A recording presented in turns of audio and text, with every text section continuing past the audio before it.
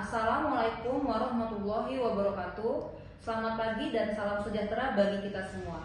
Perkenalkan, nama saya Sabrina Triasti Nasution. Saya merupakan dosen tetap Yayasan Program Studi Akuntansi Fakultas Ekonomi dan Bisnis Universitas Medan Area. Jabatan akademik saya saat ini adalah lektor. Video ini saya buat dalam rangka memenuhi salah satu syarat sertifikasi dosen yang merupakan pernyataan diri dosen pada unjuk kerja Tridharma Perguruan Tinggi atau PDD UKT-PT pada bidang pengajaran. Adapun mata kuliah yang saya ampu adalah Auditing 1, Pengantar Akuntansi 1 pada semester ganjil, dan mata kuliah Pengantar Akuntansi 2 untuk semester genap. Pada kesempatan ini saya akan memaparkan salah satu mata kuliah yang saya ampu, yaitu Pengantar Akuntansi 1 yang merupakan mata kuliah wajib untuk semester 1 bagi prodi akuntansi dengan bobot 3 SKS. Pengantar Akuntansi 1 mempelajari mengenai konsep dasar pencatatan akuntansi, mulai dari konsep dasar persamaan akuntansi, siklus akuntansi, konsep dasar untuk pengukuran, pencatatan dan pelaporan kas, piutang, dan persediaan. Capaian pembelajaran mata kuliah untuk mata kuliah Pengantar Akuntansi 1 adalah: yang pertama, mampu menjelaskan gambaran umum akuntansi, kegiatan perusahaan, dan memahami konsep dasar akuntansi. Yang kedua, mampu mengidentifikasi akun, menjelaskan konsep saldo normal dalam akuntansi, persamaan dasar akuntansi, dan melakukan analisis terkait transaksi dalam bisnis. Yang ketiga, mampu menyusun laporan keuangan entitas dan konsolidasian dengan mengaplikasikan prinsip akuntansi sesuai dengan standar akuntansi keuangan yang berlaku di Indonesia. Keempat, menguasai konsep teoritis secara mendalam tentang kerangka dasar penyajian dan penyusunan laporan keuangan, kebijakan dan prinsip-prinsip akuntansi, siklus akuntansi, dan analisis laporan keuangan. Dalam perkuliahan satu semester terdapat 16 kali pertemuan di mana dilakukan secara tatap muka. 14 pertemuan merupakan proses pembelajaran, 1 pertemuan melaksanakan ujian tengah semester, dan 1 pertemuan melaksanakan ujian akhir semester. Pertemuan pertama diawali dengan membahas pendahuluan berupa pengenalan mata kuliah Pengantar Akuntansi 1, RPS, dan kontrak perkuliahan. Pertemuan kedua membahas tentang gambaran umum akuntansi dan perusahaan. Pertemuan ketiga membahas mengenai konsep saldo normal dalam akuntansi dan persamaan dasar akuntansi. Pertemuan keempat membahas mengenai jurnal umum, buku besar, dan neraca saldo. Pertemuan kelima membahas mengenai konsep penandingan dan membuat jurnal penyesuaian. Pertemuan ke-6 dan ke-7 membahas mengenai kertas kerja, laporan keuangan, dan jurnal penutup. Pertemuan ke-8 melaksanakan ujian tengah semester. Pertemuan ke-9 dan ke-10 membahas tentang akuntansi untuk perusahaan dagang. Pertemuan ke-11 dan ke-12 membahas tentang kas dan rekonsiliasi bank. Pertemuan 13 dan 14 membahas piutang dan wesel tagih. Pertemuan 15 membahas persediaan, dan pertemuan 16 melaksanakan ujian akhir semester. Metode pembelajaran yang saya gunakan adalah DIA atau Delivery Interaction Assessment. Untuk delivery, di mana saya mentransfer ilmu dan materi kepada mahasiswa dengan menggunakan penggabungan metode ceramah dalam penyampaian materi, case method, small group discussion, dan cooperative learning kepada mahasiswa. Referensi buku yang saya gunakan yaitu buku Pengantar Akuntansi 1 Adaptasi Indonesia oleh Warren, dan buku Akuntansi Suatu Pengantar oleh Sumarso, dan juga saya menyarankan kepada mahasiswa untuk mendownload e-book yang berhubungan dengan materi Pengantar Akuntansi 1. Media pembelajaran yang saya gunakan adalah Learning UMA, di mana Learning UMA digunakan sebagai wadah untuk mengupload RPS, kontrak perkuliahan, bahan ajar, dan sebagai media bagi mahasiswa untuk mengumpulkan tugas yang diberikan. Metode interaction, saya selaku dosen di mana adanya interaksi antara saya dan mahasiswa, dan adanya interaksi antara mahasiswa dengan mahasiswa.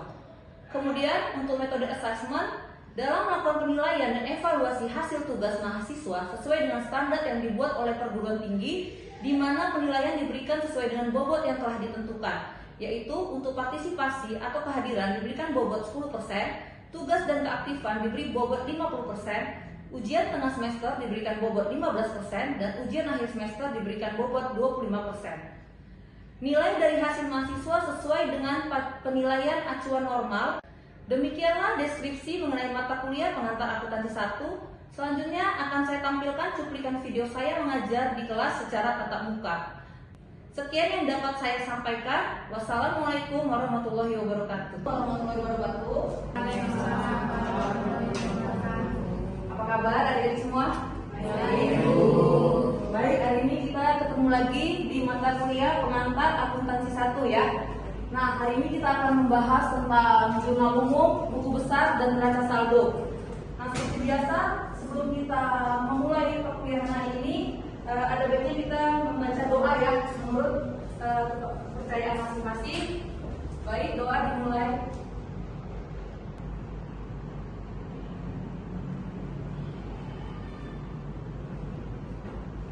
Doa selesai, oke? Baik, kali ini kita akan membahas tentang jurnal umum, buku besar, dan neraca saldo. Nah, sebelum mulai materi hari ini, saya mau mengulang ya, mereview materi yang minggu lalu ya, tentang persamaan dasar akuntansi dan saldo normal. Nah, coba saya mau tanya, di kelas ini masih ingat nggak rumus persamaan dasar akuntansi? Ada yang ingat? Ya, coba Siti ya. Persamaan akuntansi, aset sama dengan kewajiban ditambah ekuitas. Oke, bagus ya. Nah, kemudian saldo normal ya, saya mulai saldo normal. Untuk akun aset, saldo normalnya di mana? Debit atau kredit? Debit ya. Kalau pendapatan? Kredit ya. Kalau beban? Debit ya, betul. Kalau saya tanya utang? Kredit. Oke, bagus ya, udah masih ingat semua ya kelasnya. Kita mulai untuk materi hari ini tentang jurnal umum, buku besar, dan neraca saldo. Yang pertama kita akan bahas tentang tujuan pembelajaran ya. Tujuan pembelajaran kita hari ini, mahasiswa mampu menganalisis transaksi, mengidentifikasi akun untuk mencatat jurnal umum, dan mampu menyusun buku besar dan neraca saldo ya. Nah, yang pertama kita bahas tentang jurnal umum. Kita harus tahu dulu pengertian dari jurnal umum itu apa. Jadi jurnal umum ini adalah catatan akuntansi yang sistematis dan kronologis dari transaksi-transaksi keuangan dengan menyebutkan akun yang akan didebit dan dikredit disertai jumlahnya masing-masing. Jadi sebelum kita melakukan pencatatan di jurnal umum, kita itu terlebih dahulu harus menganalisis transaksi keuangan yang terjadi di perusahaan. Jadi dari kita analisis transaksi itu nanti kita bisa mengidentifikasi akun apa yang terpengaruh dari transaksi tersebut.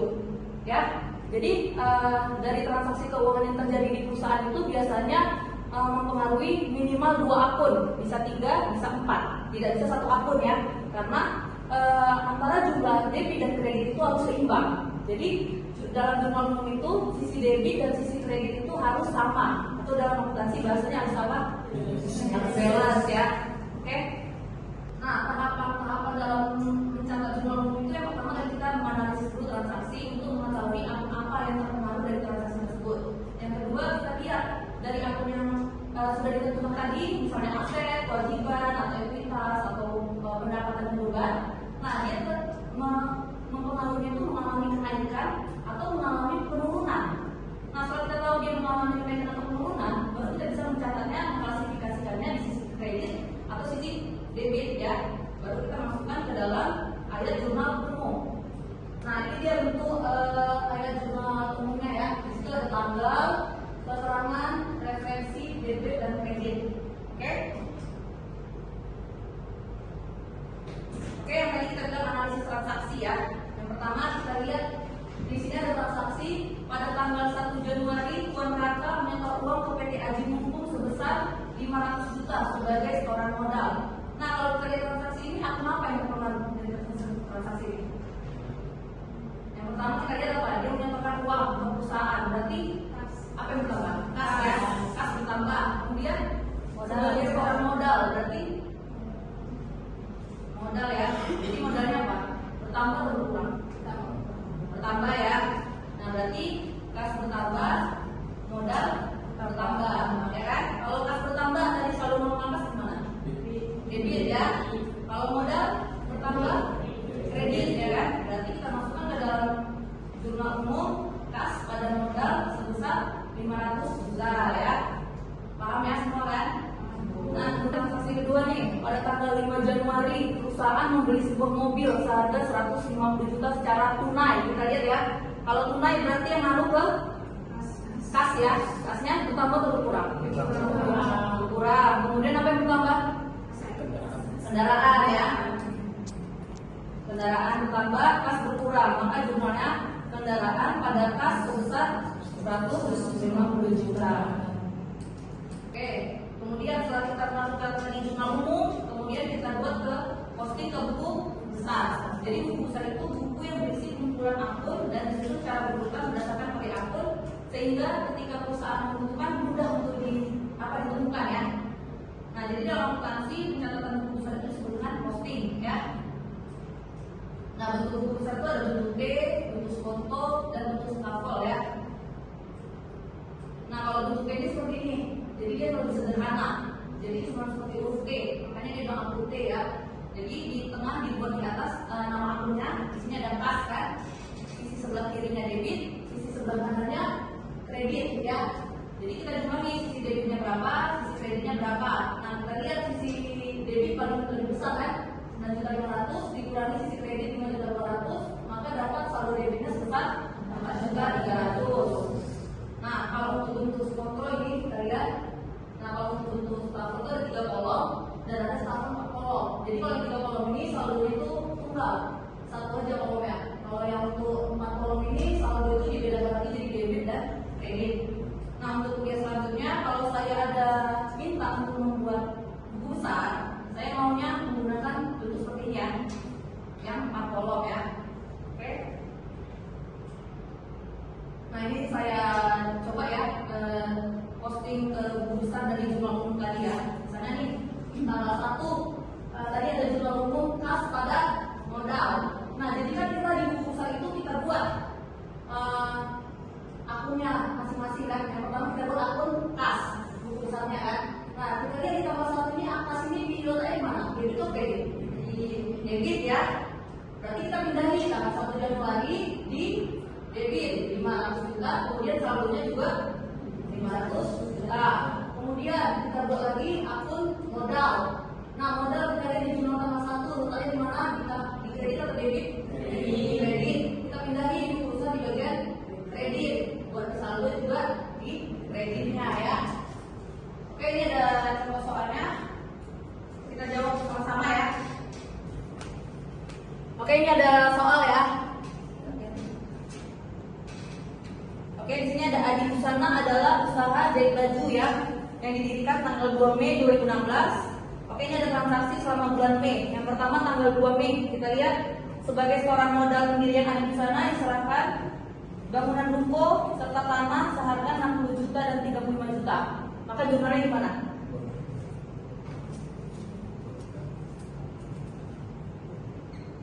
Ayo, ada yang tahu? Apa aja nih yang berpengaruh di transaksi ini?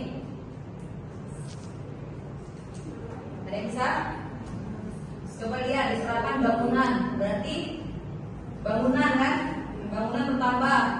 Bangunan bertambah letaknya di debit ya kan? Kemudian tanah debit juga kan? Nah, kemudian kita lihat ini kan ada katanya sebagai seorang modal. Berarti modal kan yang bertambah, maka modal di sisi kredit. Berarti jumlahnya bangunan di debit, kemudian tanah, kemudian di sisi kredit tadi modal. Bangunan sebesar 60 juta, terus tanah 35 juta. Modalnya jadi berapa? 65 juta. Kemudian tanggal selanjutnya tanggal 6, Adi menyerahkan uang tunai sebesar 20 juta untuk tambahan setoran modal. Berarti jumlahnya kas pada modal berapa tadi? 20 juta.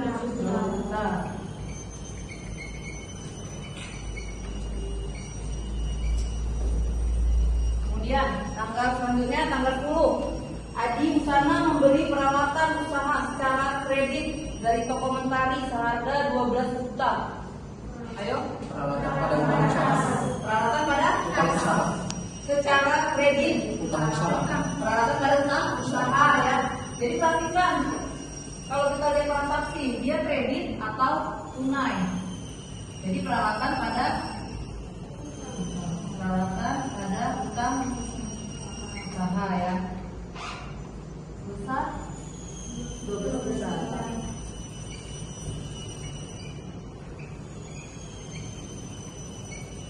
Kemudian tanggal 19, Adi Busana membayar sebagian utangnya ke toko Mentari sebesar 5 juta. Ayo membayar hutang. Apa yang berkurang kita kalau bayar hutang? Kas kita berkurang. Terus apa lagi berkurang? Utang. Hutang ya.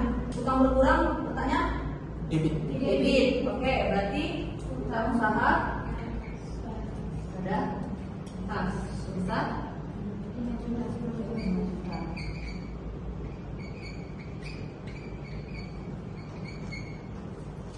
Kemudian 29. Adi Busana menerima sebagian pembayaran atas jahitan yang telah diselesaikan pada tanggal 17 Mei. Jadi dapat kita dari yang ini. Jadi jurnalnya Kas pada piutang. kas pada Utang usaha. hutang usaha sebesar 450. berapa tadi? 150.000. Oke, ini jurnal umumnya ya. Oke, kemudian tahap selanjutnya kita ini dia tadi jurnalnya ya. Oke, udah. Kemudian ini kita buat ke dalam buku besar. Nah, yang saya jelasin buku besar kas aja ya. Jadi nanti kan ini semua akun kita masukkan ke dalam buku besar ya. Nah, ini kas kita bahas dulu. Yang pertama kas di transaksi ini kas terjadi pada tanggal berapa aja? Tanggal 6 ya. 6 tanggal 6 di sisi debit atau kredit? Debit ya. Maka kita pindahin tanggal 6 letaknya di debit sebesar 20 juta. Oke. Kemudian tanggal berapa lagi? 15 ya. 15 letaknya di debit. Letakkan lagi tanggal 15 debitnya sebesar 25 juta. Maka saldo debitnya jadinya 20 juta ditambah 25 juta menjadi 45 juta. 22. Kas di kredit ya. Sebesar 4.500.000 kita kurang lagi jadi 36.150.000. Sampai akhirnya di tanggal 29 debit sebesar 450.000. Maka jumlah saldo akun untuk kas sebesar 35.450.000. Lagi setiap saldo akunnya untuk hutang usaha berarti jumlah saldo akunnya 550.000 kan sisi debit. Untuk bangunan 60 juta di sisi debit. Kita lihat satu-satu. Nah, kemudian kita akan selanjutnya kita buat neraca saldo. Nah, neraca saldo ini siapa yang memuat seluruh saldo dari akun-akun yang terdapat dalam buku besar tadi ya. Nah, ini untuk neraca saldonya. Nah, jadi kita pindahin aja dari yang tadi. Nih, kita lihat. Kas tadi jumlahnya sebesar debit 35 juta 450.000. Nah, kita buat di neraca saldo kas debit 35 juta 450.000. Nah, mungkin lagi yang lain. Sana nih terakhir. Saya buka usaha ya. Debitnya 550.000. Masukkan di neraca saldo di debit 550.000 sampai semua akun dimasukkan dalam neraca saldo. Nanti dijumlahkan. Jadi total dari debit dan kredit harus balance ya. Oke, kalau nggak balance berarti ada yang salah dalam catatannya. Nah, ini ada soal latihan ya. Kita coba jawab ya. Oke, ini ada soal latihan ya. Sudah saya kirim ke grup WA ya. Untuk soal kasusnya, coba siapa yang bisa menunjukkan atau menjawab? Satu orang 2 tanggal ya. Ayo ada yang berani? Ya silakan berani. Tanggal 1 dan tanggal 2 ya. Oke, itu tanggal 3 dan 5 ada yang mencoba? Ya, silakan.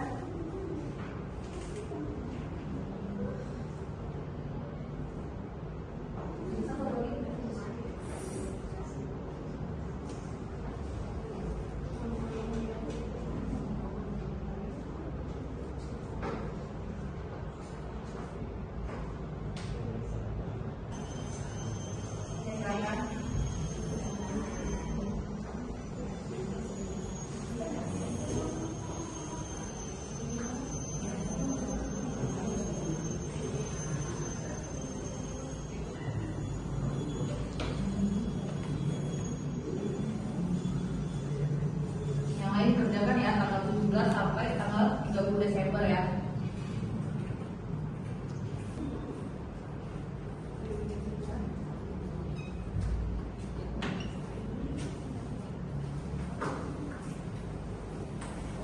Oke, kita lihat di tanggal 10 Desember ya. Tanggal 1 Desember Ali menyetor uang kepada PT ABC sebesar 150 juta sebagai setoran modal. Maka jurnalnya kas pada modal ya, sebesar 150 juta. Nah, tapi nanti selanjutnya jangan seperti ini ya buat jurnal ya. Kan ada sisi debit dan sisi kredit. Jadi dia nggak serata setara gini ya. Ya, oke. Selanjutnya jangan begini lagi. Kemudian yang tanggal 2, perusahaan membayar sewa gedung untuk 1 tahun dari Desember 2020 sampai November 2021 sebesar 30 juta. Maka sewa dibayar muka pada kas. Benar atau enggak? Benar ya. Kemudian tanggal 3, pembelian peralatan kantor secara kredit sebesar 20 juta. Maka jurnalnya peralatan kantor pada utang usaha, benar ya. Kemudian tanggal 5, membayar biaya iklan sebesar 600.000 untuk bulan Desember. Maka jurnalnya beban iklan pada kas 600.000, benar ya. Oke, selanjutnya tanggal 15, setelah selesai mengerjakan layanan jasa untuk toko permata dan sudah difakturkan untuk ditagih, jurnalnya kas pada pendapatan jasa. Benar atau salah? Salah ya. Ayo, ada yang mau membenarkan? Ya, silakan. Minta.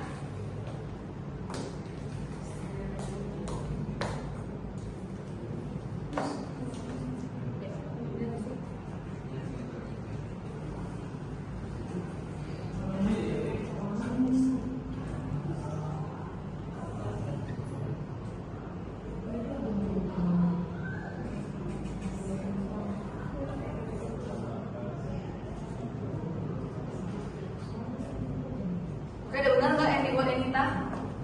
Utang usaha pada pendapatan jasa. Benar atau enggak? Jadi yang tadi salah kas karena dia belum menerima pendapatannya kan, masih difakturkan untuk ditagih, ya kan? Maka jurnalnya utang usaha pada pendapatan jasa. Kemudian tanggal 16, pendapatan atas jasa 5 juta dari pelanggan. Baru jurnalnya kas pada pendapatan jasa. Oke, selanjutnya tanggal 17 dan 19. Oke, silakan. Yang terakhir 22 dan 30. Oke.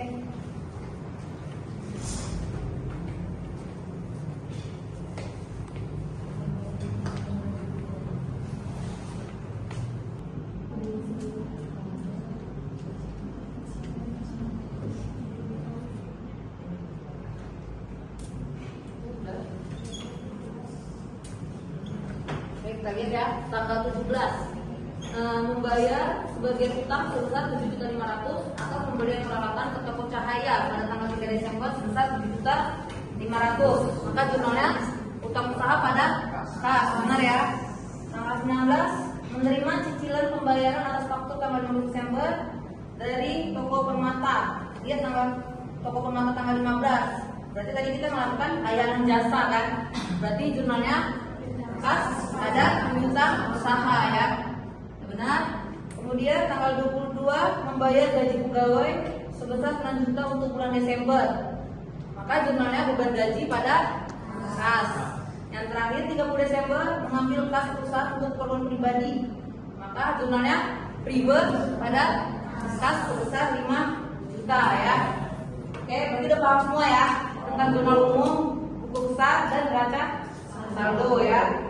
Sekian materi kita hari ini. Sebelum ditutup ada yang ingin bertanya? Gak ada ya? Oke, karena hari ini sudah selesai, minggu depan kita akan membahas tentang ayat jurnal penyesuaian ya.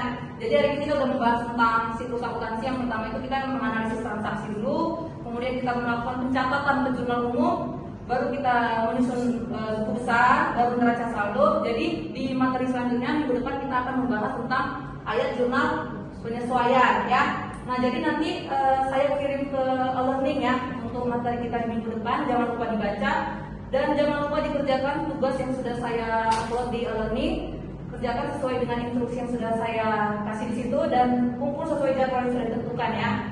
Oke, terima kasih atas partisipasi hari ini. Saya ucapkan wassalamualaikum warahmatullahi wabarakatuh. Waalaikumsalam warahmatullahi wabarakatuh.